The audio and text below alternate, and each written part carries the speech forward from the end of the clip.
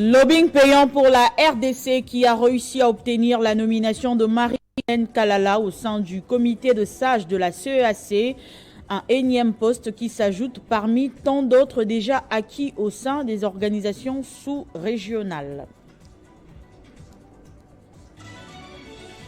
Le nouveau commandant de la police ville de Kinshasa, le général Blaise Boula Kilimbalimba, a effectué sa toute première descente dans le district de la Tchangou. Objectif, faire le suivi des consignes données pour lutter contre les tracasseries routières et les embouteillages.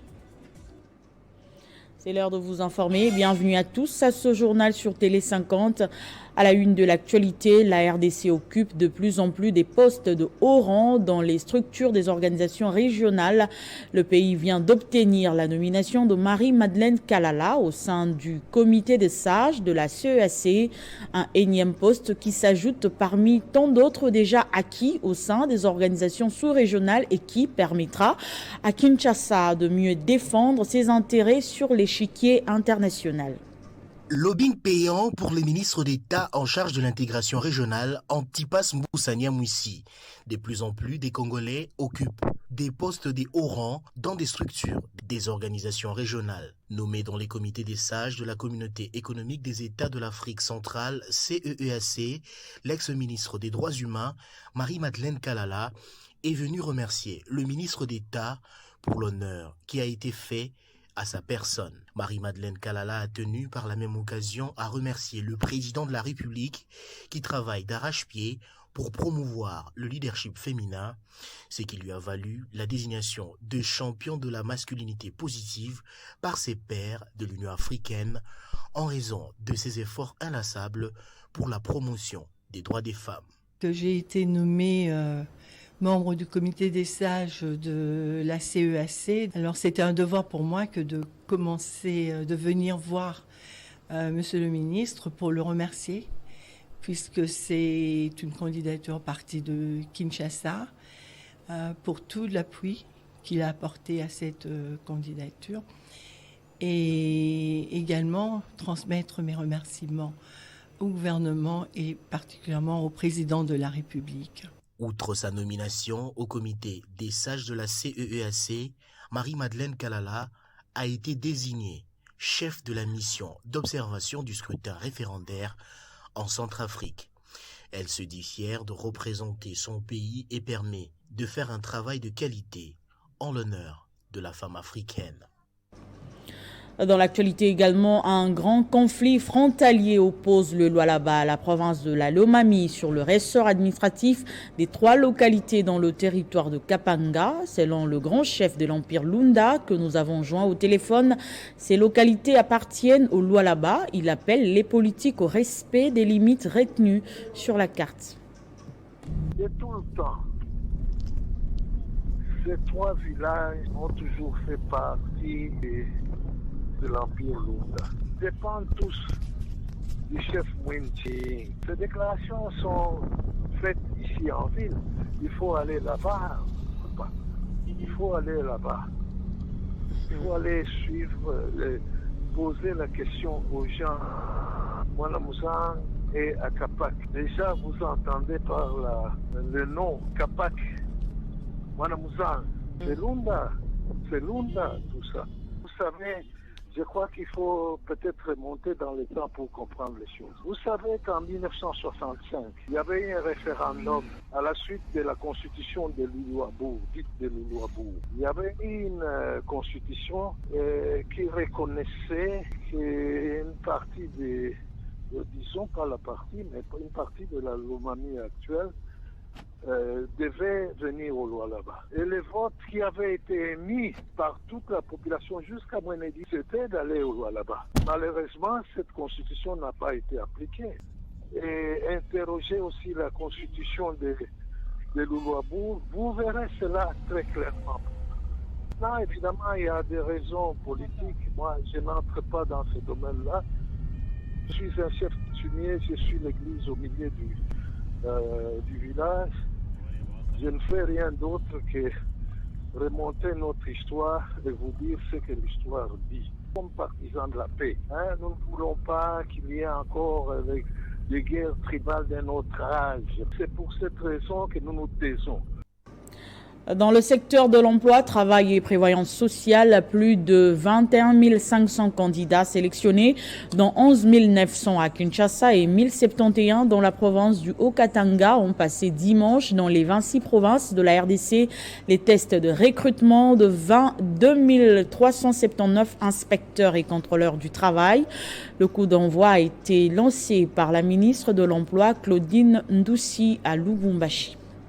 C'était au cours d'une cérémonie solennelle organisée au collège Imara à Lubumbashi devant plus de 1000 candidats venus de différents territoires et villes du Haut-Katanga que Claudine Ndoussi Mwankembe, ministre de l'Emploi, Travail et Prévoyance sociale, a donné le go du test de recrutement de 2379 inspecteurs et contrôleurs du travail ainsi que des agents administratifs organisés simultanément dans les 26 provinces de la RDC dans le cadre du processus de la réforme de l'inspection générale du travail. Et c'est en présence de plusieurs personnalités, dont l'inspecteur général AI du travail, le DGA de l'INPP, le vice-gouverneur, la commissaire provinciale du travail et autres. Occasion pour la ministre de rendre hommage au chef de l'État et remercier le Premier ministre pour les orientations claires devant aboutir à ces processus de recrutement. Que c'est une première dans l'histoire du monde du travail. Quand on parle du monde du travail, vous savez ce que c'est. Nous parlons de la tripartite. Nous parlons des employeurs, des travailleurs. Nous parlons du gouvernement. Croyez-moi, chers candidats, tout a été organisé de sorte que rien ne soit laissé au hasard et que chacun ait la chance pour que le meilleur puisse l'emporter. Et c'est dans les soucis de donner à notre administration le meilleur du personnel. Au total, 21 507 candidats sélectionnés dans plus de la moitié du pays, soit 11 901 à Kinshasa, ont été soumis à ce concours à choix multiples avec 3 différentes séries portant sur les matières psychotechniques, la culture générale et la législation sociale. De son côté, le ministre d'État et ministre des Infrastructures et Travaux publics, Alexis Guissaro, a lancé les travaux de modernisation de la RNC Bukavu-Kamanyola. Le gouverneur du Sud Kivu, Théo Ngwabidje, a salué la matérialisation de ce vaste projet qui vient concrétiser la vision du chef de l'État. Le jour tant attendu est enfin arrivé pour des milliers d'habitants qui empruntent la mythique route nationale numéro 5, tronçon Bukavu-Kamanyola, 55 km. Ils n'ont pas privé leurs yeux le droit de voir le ministre d'État et ministre des Infrastructures et Travaux publics, Alexis Guissaro. À ses côtés, le ministre d'État et ministre du Budget, Emeboji Sangara, et le gouverneur du Sud Kivu, Théo Ngwabidje Kassi, qui ont marqué d'une empreinte digitale leur présence à la cérémonie consacrée au lancement des travaux d'achèvement de la modernisation de cette route, de portée régionale et internationale, car elle relie le Sud Kivu à d'autres provinces sœurs et aux pays voisins. Toute la crème politique et intellectuelle se déplaçait dans cette bourgade située à 30 km de Bukavu pour être des témoins oculaires de cet événement historique. Tout commence ici par les mots dans son discours, le gouverneur du Sud Kivu, Théo Ngwabidje Kassi, dont le nom restera gravé en lettres d'or, a remercié le chef de l'État, Félix-Antoine Tshisekedi, pour avoir répondu favorablement à son plaidoyer, lequel vient concrétiser une fois de plus sa vision de doter le pays tout entier et le Sud Kivu de Théo Ngwabidje des infrastructures routières pouvant faciliter l'interconnexion du chef-lieu au territoire. Son achèvement constituera, nous n'en doutons pas, non seulement une fierté nationale, mais surtout une réponse du chef de l'État à la requête des populations du Sud Kivu. Ça sera une route de 9 mètres de largeur et 1 mètre de part et d'autre des accotements pour les piétons.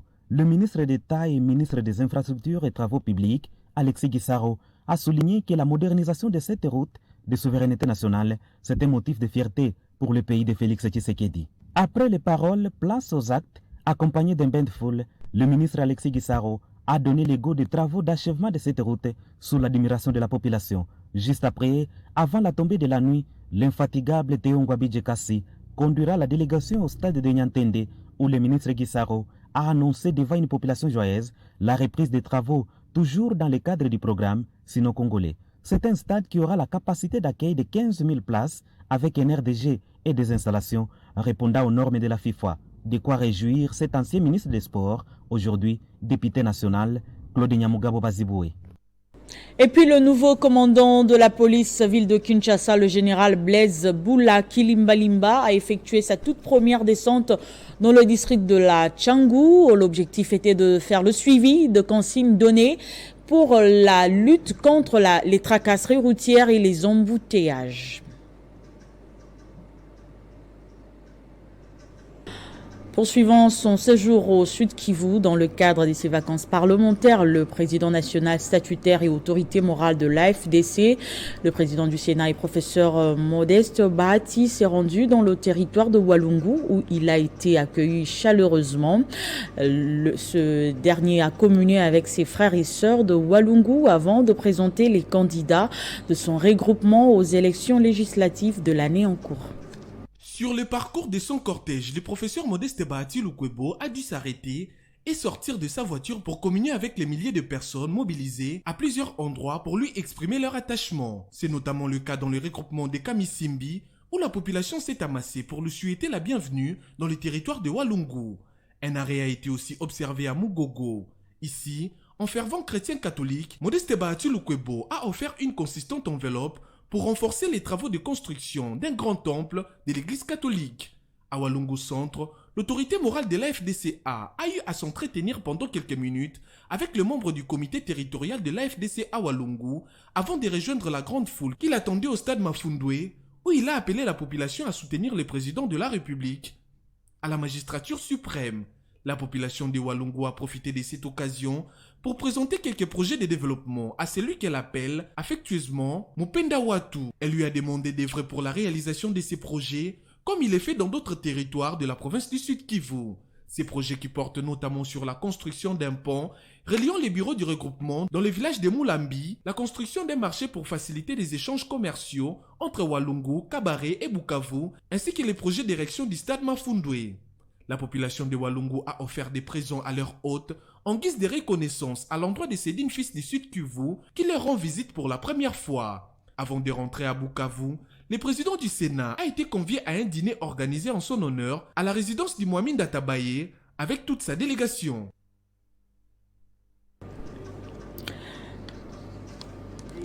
Et puis, les membres de l'association Awatu ont adhéré à l'AFDC, parti cher au président du Sénat, le professeur Modeste Bahati Lukwebo.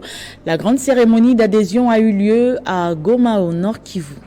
Drapeau du parti, drapeau et calico à main, les membres de l'association Wandug Tungane Watu à sigle ont signé leur adhésion au parti cher du sénateur, professeur Bahati Lukwebo, dans la ville touristique de Goma, au Nord Kivu. Cette marée humaine qui a envahi les rues et avenues au pris la direction du bureau fédéral des AFDC où l'idéologie du parti a été rendez-vous avant cette adhésion massive.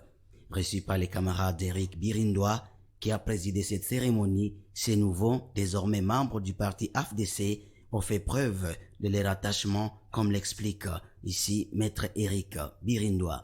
De l'autorité morale de l'Alliance des forces démocratiques du Congo, le professeur Modeste Bahati Lukwebo, je prends acte de votre adhésion au sein de notre parti et je vous félicite. Dans son allocution, la coordinatrice de l'association Awatu a remercié Awatu, les autorités du parti et plus particulièrement Éric Birindois et Madame Claudine. Je m'engage à respecter sans faille ce statut ROI et toute la décision des instances dirigeantes. Que vive l'AFDCA, que vive l'honorable Bahati Lukwebo, autorité morale, que vive l'honorable Éric Birindois, que vive l'honorable Claudine Nzigi Mapenda. Cette cérémonie s'est clôturée dans un climat patriotique et démocratique. Un dimanche rempli d'activités pour l'autorité morale et président de l'Alliance pour la bonne gouvernance, Jonathan Bialusu Kawata s'est rendu tour à tour dans le quartier Bouma, à Ntiélé, où il a été accueilli dans la joie la plus totale avant de se rendre ensuite à Koko Malata, où il a inauguré un pont construit sur fonds propres. On parle des travaux ayant coûté plus de $30 000. À Kinshasa, aucun quartier n'est si loin pour Jonathan Bialo-Sukawata qui maîtrise la capitale de bout en bout. Et partout, sa popularité n'a d'égal, en témoigne cette démonstration de force ce dimanche à Bouma, dans la commune de Nsele. L'autorité morale de l'ABG a été accueillie avec des chants de gloire, des danses, des cadeaux et des rameaux. Une visite qui s'inscrit dans le cadre du quadrillage de la ville de Kinshasa, débuté depuis quelques semaines et qui conduit Jonathan Bialo-Suka dans tous les quartiers populaires de Kinshasa. Et si la population croit fermement à sa capacité à changer les choses dans la ville de Kinshasa, c'est surtout grâce à ses multiples actions à impact visible. Ce dimanche, par exemple, Jonathan Wata a inauguré un pont moderne dont les travaux évalués à plus de 30 000 $ américains ont été entièrement financés par lui dans le quartier Kokomalata, dans la commune de Kimbanseke cette fois-ci. Sur place, la joie est plus que totale parce que cet ouvrage vient sauver des vies et mettre fin à un véritable casse-tête du quotidien pour la population de cette partie de la ville. Une action qui accompagne parfaitement son discours appelant à faire réélire Félix Tshisekedi, son candidat à la présidentielle, et à lui accorder la majorité au niveau national et provincial, surtout pour Kinshasa qu'il compte gouverner l'année prochaine. Cette politique de proximité propre à Jonathan Bialo-Sukawata depuis les débuts de sa carrière lui permet de communier régulièrement avec la population et de comprendre les réels problèmes à résoudre, ainsi que les différents secteurs de la vie qu'il faudrait toucher le plus vite que possible. La sénatrice Nefertiti Ngundiaza a séjourné dans le territoire de Luozi sur place. Elle a organisé plusieurs activités, notamment l'inauguration de 2 forages dans les villages de Kinglinga et Kinsemi. Dans les cadres de ses vacances parlementaires, la sénatrice Nefertiti Ngundiaza a une fois de plus foulé les sols du territoire des Luozi. Après avoir visité toutes les cellules de sa base dans la cité des Luozi, elle va prendre la route vers les secteurs des Mongolwala où, chemin faisant, elle s'est arrêtée dans les villages où elle a posé les lampadaires solaires pour lutter contre l'obscurité ainsi que d'autres actions. Arrivée à Kingoyi, elle va visiter l'hôpital de Kingoyi où elle a remis un groupe électrogène des 10 kVA pour pallier au manque de l'électricité. Toute bonne maman, elle est venue visiter ses enfants ici à l'hôpital de Kingoyi. Nous pensons vraiment que nous aussi, à notre tour, nous serons en mesure de la satisfaire en la soutenant.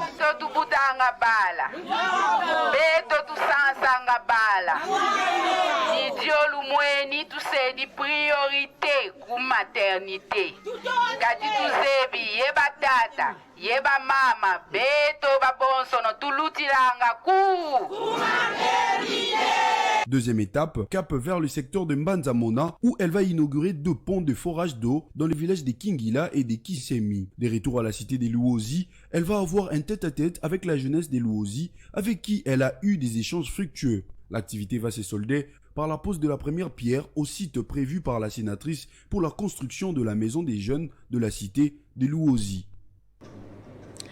Et puis le président du Rassemblement des jeunes patriotes, Diersi Ngimbi, a entamé une série de conversations avec sa base en vue d'aborder toutes les questions d'actualité en prélude des élections prévues au mois de décembre prochain. Regardez. Dans l'objectif de bien mener sa troupe pour un atterrissage en douceur aux élections législatives de décembre prochain, Diersi Ngimbi Kinkela a entamé ces séries de causeries avec toutes les différentes cellules se trouvant à Mont-Amba, dénommées Liste Solona Base, pour un contact direct avec leurs candidats députés. Cette première série, toutes les cellules de Matete et Kisanso étaient au rendez-vous dans l'espace Ngilima, ex-Somida, dans la commune de Matete. Saisissant la balle au banc, Diersi Ngimbi Kinkela a conscientisé la jeunesse face aux différents maux qui gangrènent la société congolaise, en l'occurrence les phénomènes kidnapping, Kuluna et autres. En fait, je demanderais personnellement au peuple congolais de ne pas perdre du temps en suivant ou soit en écoutant le discours venant de ceux-là qui ne veulent pas qu'on aille aux élections, qu'ils fassent confiance au chef de l'État, son Excellence Félix Antoine Tshisekedi, avec les efforts qu'il est en train de déployer pour que, ensemble avec le gouvernement, la CENI puisse avoir des moyens logistiques pour que la CENI puisse nous organiser des élections crédibles, libres, apaisées et inclusives surtout. Rappelons que Diersi Ngimbi Kinkela est l'un des hauts cadres du regroupement politique Les progressistes de l'ancien Premier ministre Sami Badibanga Tinta, regroupement qui soutient et défend la vision du chef de l'État, Félix-Antoine Tshisekedi Tshilombo.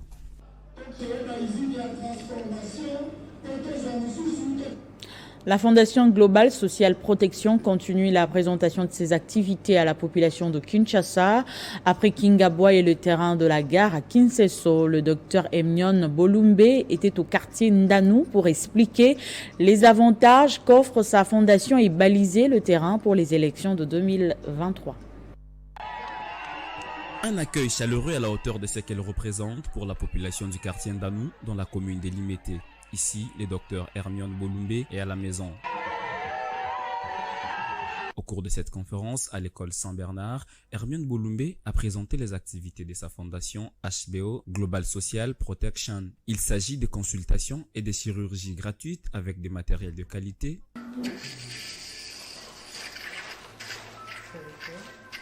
À ce jour, le docteur Hermione Bolumbe et son équipe, composée de médecins congolais et expatriés, ont opéré des vésicules biliaires par vidéochirurgie et des ratés sur des enfants drépanocytaires et les autres. Hermione Bolumbe compte faire plus une fois élu député national à la circonscription électorale des Monts-en-Bas. Je suis là pour conscientiser la population, échanger avec eux, montrer ce que Dr Bolumbe fait déjà depuis 2019. Mon projet phare pour la population congolaise en général et la population du Mont-en-Bas en particulier, de façon à ce que la population ait un accès aux soins de santé de qualité. Une campagne de consultation et de chirurgie gratuite est prévue à partir du mois d'octobre prochain. Après la conférence, le docteur Hermione Bolumbe a distribué des cartes de membres de sa fondation à la population d'Anou qui est prête à la porter lors des élections de 2023. Le commandant Michael Kiboko a été reçu ce lundi par le ministre de Transport, Marc Ekila Likombo, accompagné du directeur technique de Serve Air, Christian Bila. Pour rappel, le commandant Michael Kiboko de Serve Air a sauvé de justesse son avion d'un crash le lundi 17 juillet dernier dans un vol en partance de l'aéroport de Goma pour l'aéroport international de Njili. Regardez. Sur ces images amateurs qui circulent sur les réseaux sociaux, un avion cargo de la compagnie Serve Air en provenance de Goma connaît une crevaison. L'atterrissage à l'aéroport international d'Indjili est difficile vu le déséquilibre sur les tarmacs et les professionnels techniques et d'anti-incendie alertés et sur les qui-vives. Les pilotes, lui, amorcent une approche étrange mais salvatrice. Michael Kiboko raconte. Je crois 5 minutes après le décollage, que l'aéroport de Goma nous informe qu'ils ont constaté, pendant qu'on roulait, avant de décoller, ils ont constaté des étincelles et des flammes qui sortaient au niveau des trains, au niveau des pneus. On a fait 3 tours à basse altitude. C'est alors qu'ils ont détecté, ils ont vu que non, c'était le pneu numéro 3 de l'avion qui était défaillant. Le pneu avait déjà éclaté, donc on était pratiquement sur la jante. C'est ça qui nous a permis maintenant d'adapter l'atterrissage. Atterrir en toute sécurité par rapport à cette condition-là. Et nous avons fait tout pour gérer la situation. Applaudi par les spectateurs, après cet exploit réussi, le commandant Michael Kiboko a été reçu ce lundi 24 juillet par le ministre des Transports, Marc Ekila, accompagné du directeur technique des Serve Air, Christian Bila Milango. Le capitaine Michael Kiboko a été honoré, félicité et encouragé par les ministres des tutelles en présence du secrétaire général au transport Jean-Marie Aboulia pour avoir protégé l'image de la République au moment où la République démocratique du Congo conjugue ses efforts pour la sûreté aérienne et la sortie des listes d'exclusion internationale. Son Excellence, le ministre des Transports m'a juste remercié. Il m'a remercié juste de l'exploit et d'avoir quand même gérer la situation en toute sécurité et tout s'est bien passé. Crash évité de justesse, le message du ministre est clair. Encourager les différents acteurs du secteur aérien en vue de capitaliser les scores obtenus par la République démocratique du Congo au niveau de l'OACI. Un tout nouveau produit d'Ecobank est officiellement lancé sur le marché. La nouvelle carte mobile Express MX vise la jeunesse et offre multiples avantages. Benjamin Moudiata nous en dit plus. Kinshasa, 18h juste, Showbuzz.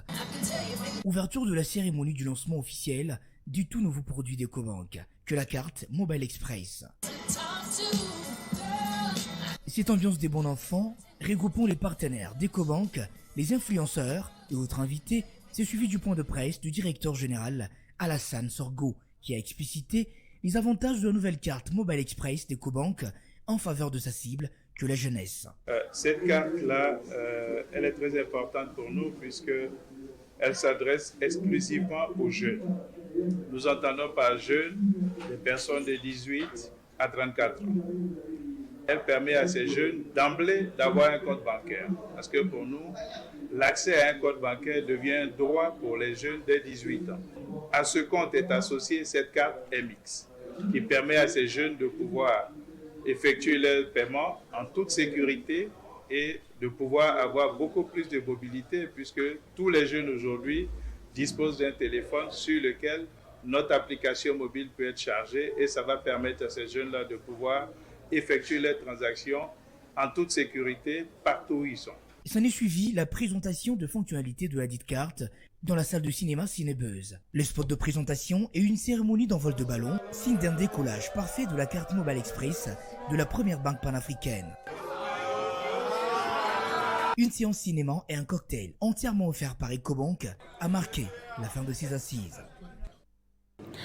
C'est dans le but d'épargner la population qui fréquente le marché d'Elvo et ses environs des maladies de Massal et autres que Delia Aurore, cadre de la Convention de la République et la démocratie, a sensibilisé les femmes de ce coin sur la salubrité. Elle a prêché par l'exemple en participant à l'assainissement de ces lieux de négoce. Delia Aurore, cadre de la Convention pour la République et la démocratie, a mis à profit son week-end pour participer aux travaux d'assainissement du marché d'Elvo, situé dans la commune de Ngalima.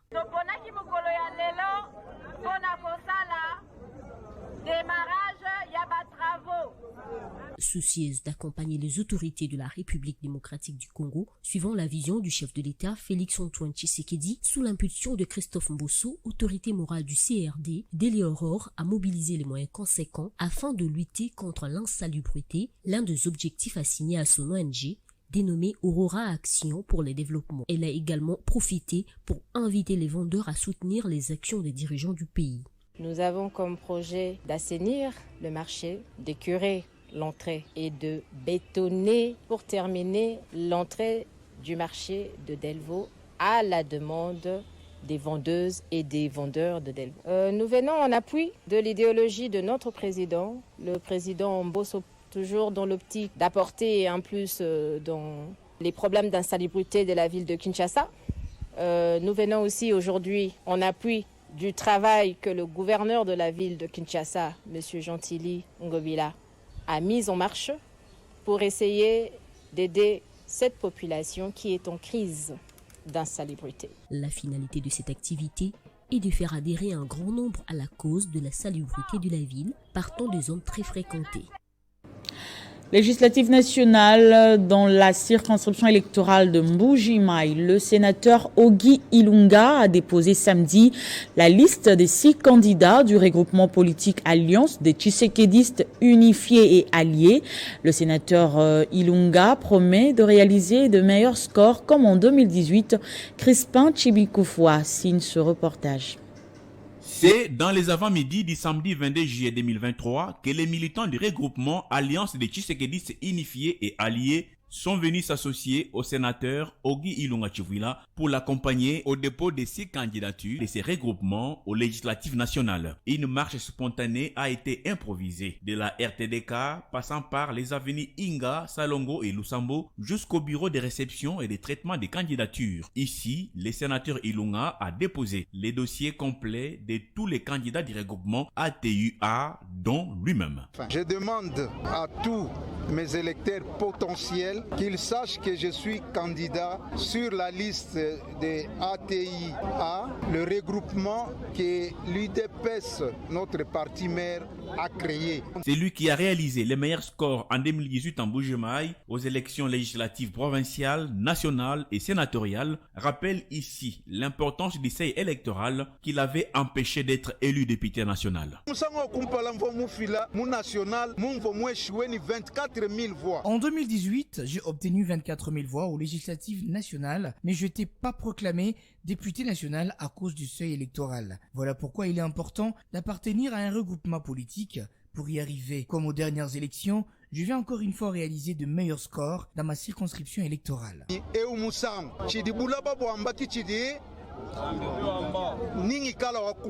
Ogi Ilunga Chiwila reste confiant quant au renouvellement de la confiance par sa base naturelle de Mbujimaï. À l'ANADEC, cérémonie de remise reprise entre le directeur général sortant, Ezekiel Bidoya, et entrant, Godefroy Kilaba. Le nouveau DG a promis de promouvoir l'entrepreneuriat congolais. L'Agence nationale de développement de l'entrepreneuriat congolais a un nouveau directeur général. Godefroy Kilaba a pris officiellement les fonctions ce lundi 24 juillet au cours d'une cérémonie de remise reprise organisée à cette occasion. Au siège de cette institution publique, pour Ezekiel Bidoya, le DG sortant de cette institution a remercié l'ancienne équipe avant de souhaiter un fructueux mandat à son successeur. Directeur général, mesdames et messieurs, cadres et agents de l'ANADEC, je ne saurais finir mon propos sans remercier chacun de vous, compagnons de dur labeur, pour l'accompagnement, la confiance et les soutiens incommensurables sans lesquels il me serait impossible de poser les piliers devant concourir à l'exécution de missions de l'ANADEC et à la matérialisation de la vision du président de la République dans ce secteur. De son côté, le nouveau DG, Godefroy Kilaba, a remercié le chef de l'État pour sa nomination à la tête de l'ANADEC. Je commencerai par remercier le président de la République, son Excellence, Monsieur Félix Antoine Tshilombo, d'avoir jeté son dévolu sur moi, sur ma personne, pour que je puisse diriger cette institution que nous connaissons tous, à vocation, je dirais,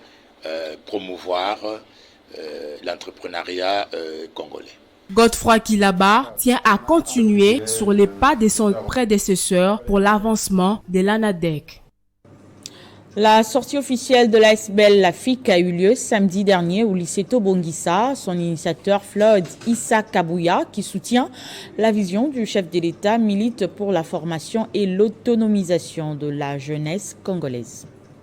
C'est le lycée Tobongisa, situé dans la commune de Ngaliema, qui a servi de cadre pour la sortie officielle de l'ASBEL, la FIC, entendez les amis de Floyd Issa Kabouya. Devant une foule immense en liesse, l'initiateur de cette structure est revenu sur l'objectif poursuivi par cette ASBEL depuis sa création. Privilégions la formation dans les métiers, la formation technique pour essayer de faciliter la création de l'emploi, la création des auto-entreprises, de ces jeunes qui seront formés dans les métiers. Donc voilà un peu le cheval de bataille de notre association. Soucieux de l'autonomisation de la jeunesse de Ngaliema, en particulier des Kinshasa et de la RDC en général, Floyd Issa Kabouya a invité les jeunes Kinois à adhérer massivement à la FIC pour bénéficier de ses privilèges. Un dernier message, ce sera d'appeler massivement la population encore à nous rejoindre, à rejoindre la FIC, à venir adhérer massivement. Nos bureaux sont situés au numéro 16 de l'avenue Ngouma, dans la commune de Ngaliema. La porte est ouverte et les paniers circulent encore, parce que c'est une première action, un premier pas que nous avons fait, mais nous avons encore plusieurs autres actions dans notre sac que nous envisageons de faire. Visiblement, Floyd Issa Kabouya ne compte pas s'arrêter en si bon chemin avant de voir la jeunesse congolaise complètement épanouie et autonome. Merci. Est-ce qu'on peut encore applaudir pour nos représentants? Parlons littérature dans ce journal. Le livre Tout travail procure l'abondance du pasteur Pascal Katanga, dont le vernissage est intervenu le week-end dernier, a également été présenté officiellement au public.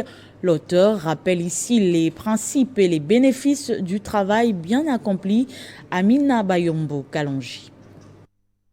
À travers ses 106 pages, le livre « Tout travail procure l'abondance » est une œuvre qui appelle à la prise de conscience nationale pour le travail et dont le vernissage a eu lieu à Kinshasa. Au cours de cette cérémonie riche en émotions, l'auteur, pasteur de son État, a rappelé les sources de motivation l'ayant conduit à la publication d'un manuel sur ce qu'il qualifie de socle de tout développement, à savoir le travail. Mon engagement dans le Seigneur, c'est la première chose que Dieu m'avait dit, parce que j'avais observé que beaucoup d'hommes de Dieu, ils avaient la grâce, ils avaient le potentiel, ils avaient la puissance, l'onction si on veut, mais ils n'arrivaient pas à émerger parce qu'ils ne vivaient ou ne dépendaient que de leur ministère. Et parfois le ministère ne répondait pas. Et moi j'avais dit à Dieu, je veux bien te servir, mais donne-moi un travail. Et j'avais une préférence pour un certain type de travail par rapport à ma qualification, parce que j'ai une licence en droit. Mais Dieu me répondait, il dit, tout travail procure de l'abondance. Un vernissage hors du commun, c'est avec des déclarations bibliques et des prières que ce livre a été consacré à Dieu, puis présenté officiellement à l'Assemblée. Se pose des questions et qui se donne au travail. Père éternel, je te prie pour que ce livre édifie plus d'un. Réputé pour sa rigueur dans le travail, le désormais auteur est également pasteur du centre évangélique Moisson Divine. Il s'agit pour lui, à travers cet ouvrage, d'apporter particulièrement un souffle nouveau aux églises dites des réveils ainsi qu'aux chrétiens sur les bienfaits du travail. C'était l'essentiel de l'actualité, place au rappel de titres.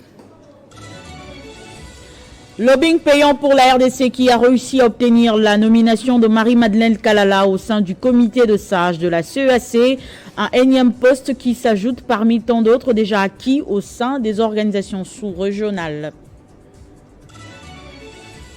Le nouveau commandant de la police ville de Kinshasa, le général Blaise Boula, a effectué sa toute première descente dans le district de la Tchangou. Objectif, faire le suivi des consignes données pour lutter contre les tracasseries routières et les embouteillages. Ce journal est terminé. Merci de nous avoir suivis et surtout restez fidèles au programme de Télé 50 et Radio 50.